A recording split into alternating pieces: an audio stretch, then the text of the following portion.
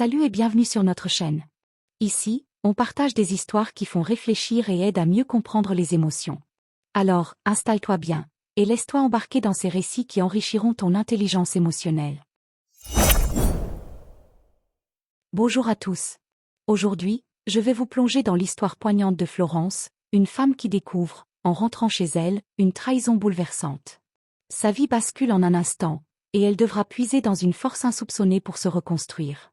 Une histoire de douleur, de résilience et de renaissance. Préparez-vous à être transporté.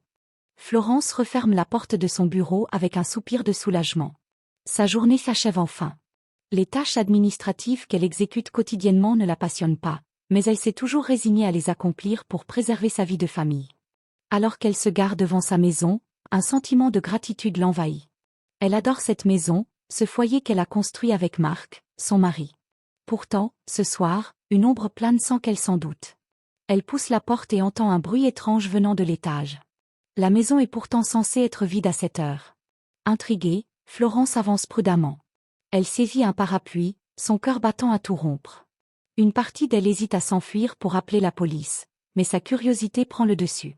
En entrant dans la chambre de sa fille, le choc la fige.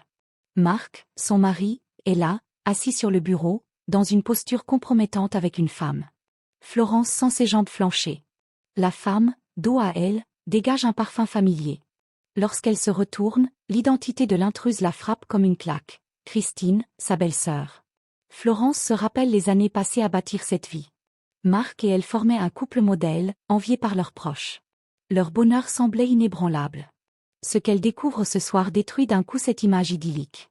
La trahison est d'autant plus douloureuse qu'elle vient d'une personne proche. Marc tente de justifier l'injustifiable. « Écoute Florence, c'est une situation grotesque. » Ces mots résonnent comme une insulte. Christine, honteuse, ajuste ses vêtements et fuit précipitamment. Marc reste là, penaud, incapable de dire quoi que ce soit de cohérent. Après avoir mis les enfants au lit, Florence s'efforce de retrouver un semblant de normalité. Elle passe la soirée à préparer le dîner, mais chaque geste lui semble irréel. Marc reste muet, assis dans le salon, comme s'il espérait que le temps effacerait tout. Florence finit par briser le silence. Depuis combien de temps ? La réponse de Marc est glaçante dans sa banalité. Quelques mois. Il parle de cette liaison comme s'il s'agissait d'un simple événement de leur quotidien.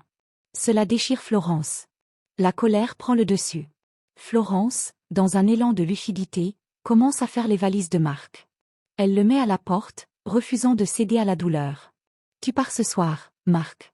C'est fini. » En pleine rage, Florence appelle Pierre, le frère de Marc, pour lui révéler la trahison de sa femme Christine. Si elle doit souffrir, tout le monde souffrira avec elle. Pierre arrive, hébété, et tente de la réconforter. Après quelques verres, Pierre, lui aussi meurtri, suggère une idée folle. Et si eux aussi tentaient de se venger, à leur manière ? Mais Florence se reprend. Elle refuse de se laisser emporter par des décisions qu'elle pourrait regretter. Les jours passent, et Florence se débat avec le vide immense laissé par le départ de Marc. Les souvenirs de leur vie ensemble sont partout, comme des fantômes qui refusent de la quitter. Marc revient chaque semaine pour voir les enfants. Chaque visite est une torture pour Florence, qui doit faire bonne figure. Elle ne supporte pas l'idée qu'il puisse être heureux avec Christine. Un après-midi, Christine frappe à la porte. Florence, surprise, hésite à la laisser entrer. Mais la curiosité l'emporte. Christine avoue qu'elle n'est pas heureuse avec Marc. Elle supplie Florence de lui pardonner. Contre toute attente, Florence éclate de rire. Cette demande absurde la libère d'un poids. Elle réalise qu'elle n'a pas besoin de pardonner pour avancer. Christine, confuse, repart, laissant Florence plus forte que jamais. Florence décide qu'il est temps de penser à elle. Elle s'inscrit à une formation de shiatsu, un projet qu'elle avait toujours repoussé. Cette nouvelle perspective lui donne une énergie insoupçonnée. La pièce de musique de Marc devient le lieu de son futur cabinet de shiatsu. Elle commence à transformer la maison, redéfinissant son espace et son avenir. Florence s'efforce de maintenir un environnement stable pour ses enfants. Elle leur montre qu'ils peuvent toujours croire en un avenir heureux, malgré les épreuves. Un soir, Marc tente de s'expliquer une dernière fois. Florence l'écoute, mais elle sait que tout est fini. Son cœur est fermé à ses excuses tardives. Florence ouvre officiellement son cabinet. Chaque client qui entre symbolise une victoire sur le passé. Elle retrouve une confiance en elle qu'elle pensait perdue à jamais. En regardant ses enfants jouer dans le jardin, Florence se rend compte qu'elle a survécu au pire. Elle a transformé sa douleur en force et son foyer en un lieu de renaissance. Le bonheur n'est pas un mensonge, pense-t-elle. C'est une fleur qui peut repousser, même en hiver. Et voilà, c'était l'histoire de Florence. Une femme forte qui a su renaître après une trahison. Si cette histoire vous a touché, n'hésitez pas à laisser un pouce bleu, partager, et surtout, abonnez-vous pour découvrir d'autres récits inspirants. À très bientôt.